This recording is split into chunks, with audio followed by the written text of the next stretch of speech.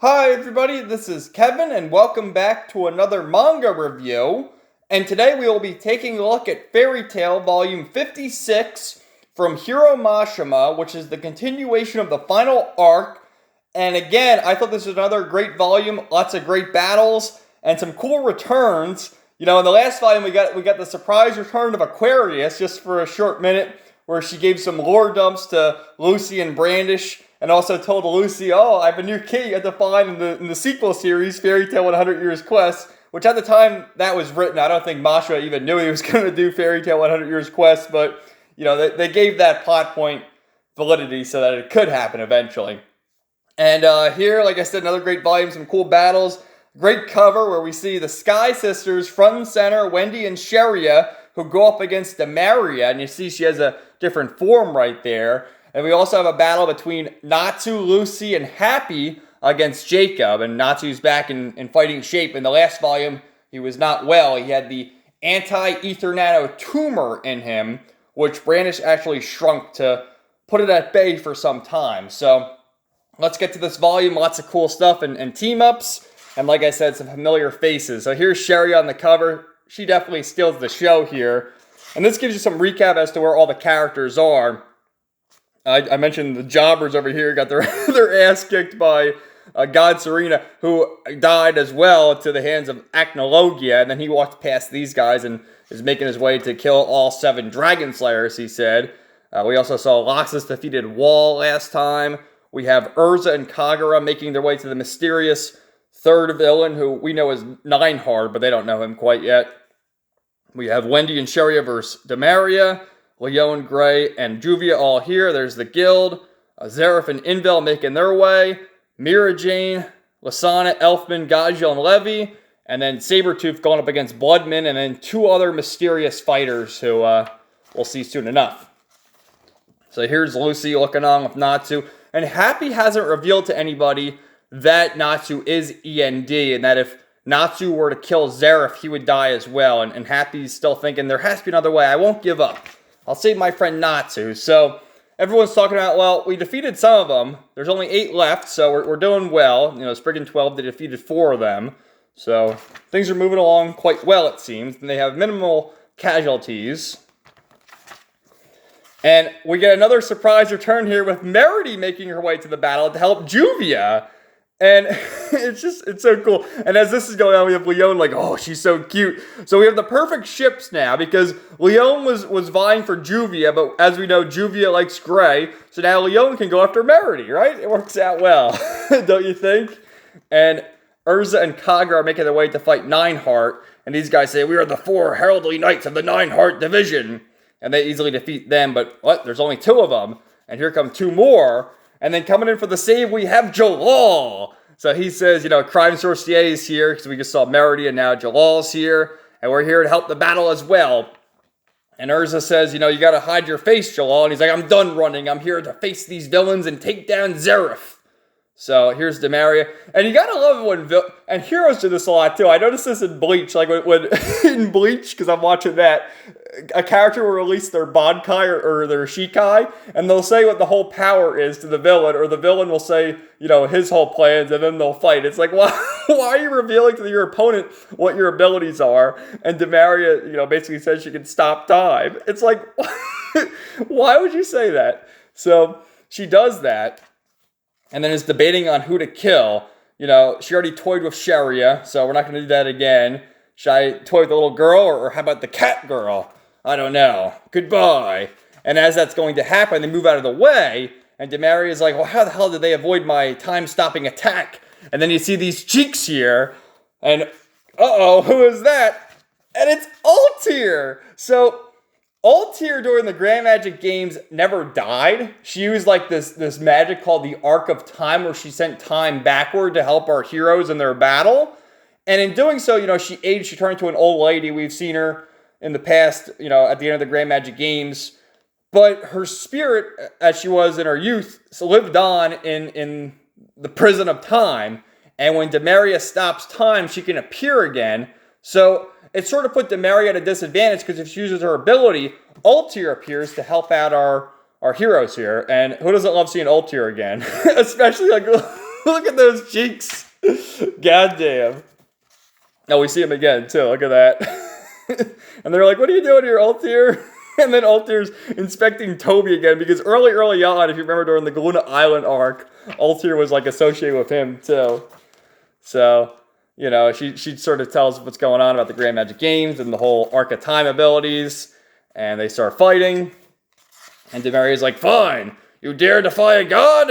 And then she reveals that she has God Soul Takeover. So, you know, she turned into like the god of time, Kronos, or some shit like that. And then Sharia says, well, if you really are a god, I have God Slayer magic. Haha. And she's moving so fast with her new ability, and Carla is racing to save Wendy and gets shot right through the stomach. So what they do is they use the time from Altair to stop time so that Carla, you know, doesn't die right away, so that they can try and heal her after the battle. But in doing so, you see Altair starts cracking, you know, because this isn't even a real person. This is sort of like just the spirit of Altair, but she can't help them for long. She can only do so much. So what she says is she has this ability called the Third Origin, which she can unleash their true potential at the expense of them losing all their magic power once they release their final attack. And then she has this nice thing right here. How gallant. Their eyes are steady with conviction. If such young girls can carry such a burden, the future's in their hands. So she talks about the Third Origin to release their full power.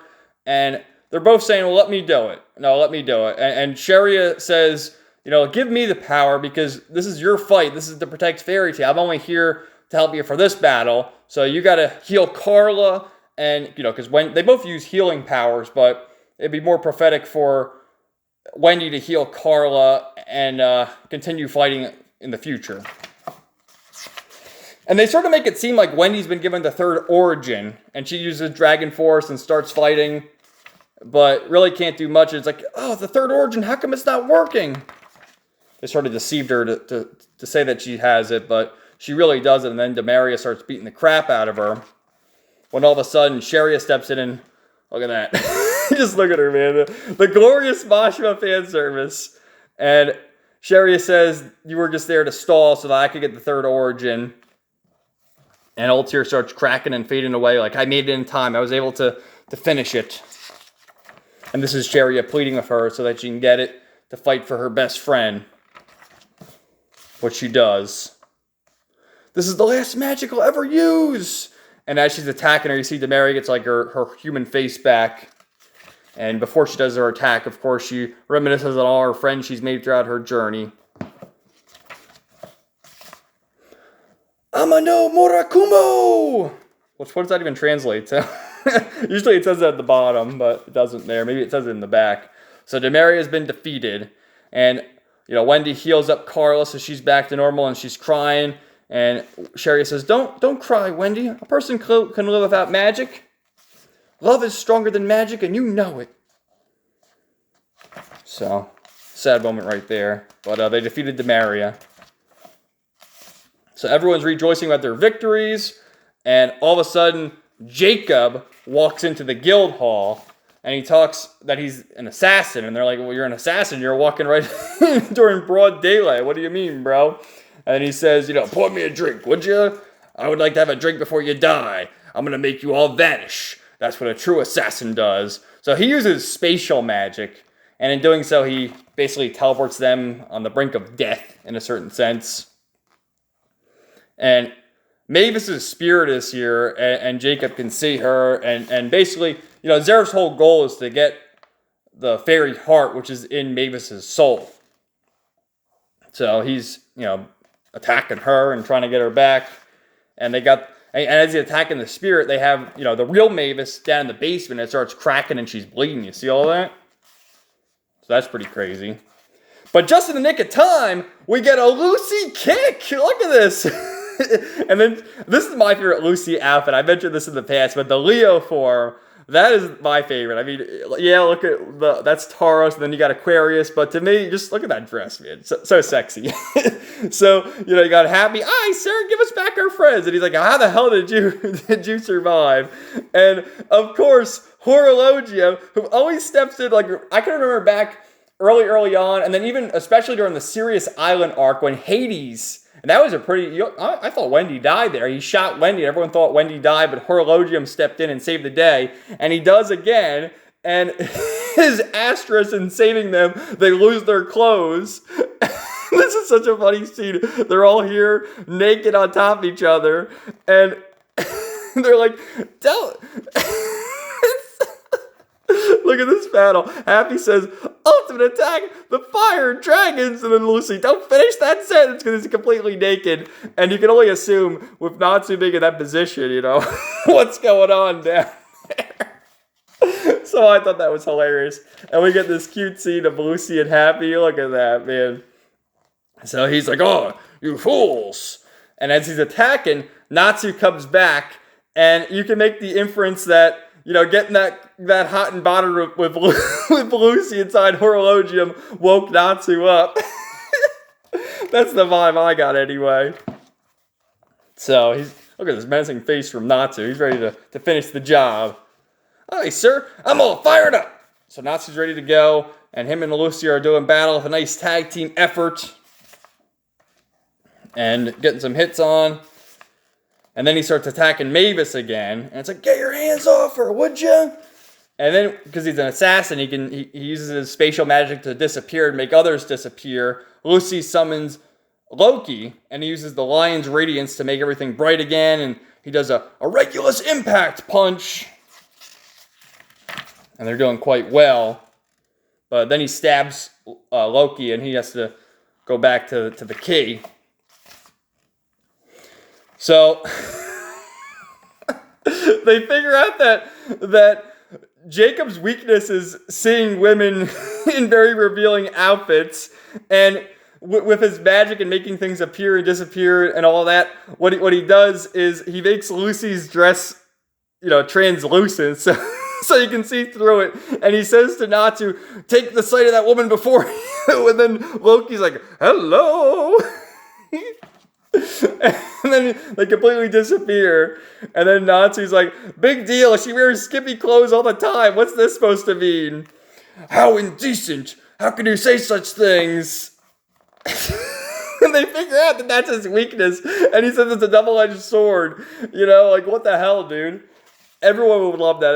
And it doesn't phase Natsu, because how many times have we seen Lucy naked? And then Natsu starts playing along like, Lucy, stop it. Don't take off your underwear. Whoa, there goes your bra. And Jacob, how lewd. The indecency. So we get a Lucy kick. Oh, sorry, a Regulus Lucy kick. And then Natsu does the Fire Dragon's, I don't know what that, it's Fire Dragon something. Kageyume. Is that a Fire Dragon kick as well? Yeah, I guess so. And look at the pose of the two of them and Happy. So, great stuff, man. So then it cuts back over here to Zareth, and he's like, we will make our way for victory. So, you know, they continue their battle here, getting some hits in there. And he figures out that Brandish is in the spatial magic as well, and he lets them all act. And then with Marin here, his spatial magic cancels everyone else's out. And then Lucy sort of fakes him out with Gemini to copy him, to use it against him, and to cancel Jacob. And all the friends come back, and then another great fan service shot, dude. Oh, I'll never get tired of that. But everyone's back, and they're all here to fight this dude. And Maven's like, you did it, Lucy, you're the best. And Makarov's like, you bastard. He punches him right through the guild. And Natsu starts talking about it. And he says, I don't want to hear anything from you of all people. And he pushes Natsu out the guild as well. And then Natsu goes into Fire Dragon King mode and does another attack. The Fire Dragon's King's Demolishing Strike. And punches him out there. And Jacob's down for the count. So our heroes prevailed yet again. So, shit, almost half the Spriggan 12 has been defeated now. And they start talking about how August is coming. The strongest of the Spriggan 12, supposedly. And he's making his way there. So they got to be on alert. And then the ghost of Mavis takes Kana. Again, look at Kana. Holy shit. Takes Kana into the basement to see Mavis's real body and says, I've come up with a plan here for you to use fairy glitter. That's the other spell, right? To destroy the spirit body so that the real body can come back to life. That's Mavis's plan here. And of course, Kana's like, I can't do that. What the hell are you talking about? So then these dudes come to battle. And this pose is awesome, man. I love this. Everyone prepare for battle. Look at him. We got Panther with his giant-ass sword. You got Elfman and Gaja looking all menacing. You got Lasana and Miragen and Levi all looking cute. That's a great pose right there. I really like that. And as they're getting ready to help Sabretooth, they see this big army coming. And then they see these crosses. And it turns out Sabretooth and Blue Pegasus have already been defeated. And they're being held up on crucifixes. Oh, no! So what are we going to do? And then it cuts back over here to, everyone healing their wounds. And then you still got Gray and Juvia and Merity battling. And then you got Kagura, Jalal, and Urza going to face Neinhard, to where we see another familiar face. And it's Simon, who died really early on at the hands of Jalal when he was evil. And then also from a plot point we learned during the Grand Magic Games, Simon was Kagura's brother. And they're like, this is a illusion. He's not real. And we meet Neinhard, who can use Historia magic, and he can make the dead appear again. Look at this chapter cover, dude. What are they going, diving? Holy shit, man. I didn't even notice that before. Oh my god. Every female character, dude, I swear. So Neinhard has Simon here, and they got to defeat him and defeat all their past foes. And then we see Ikaruga again, who was a foe that Urza fought early on in the series. And Kagura and Jalal fall into the sea. And Kagura's like, I must help Urza. Screw this asshole. He killed my big brother way back when anyway. And then Azuma appears. These are all foes who Urza killed in earlier arcs. Azuma from Sirius Island. And they're like mocking Urza, like, oh, you're weaker than before. The Urza I knew was much stronger. What have you done?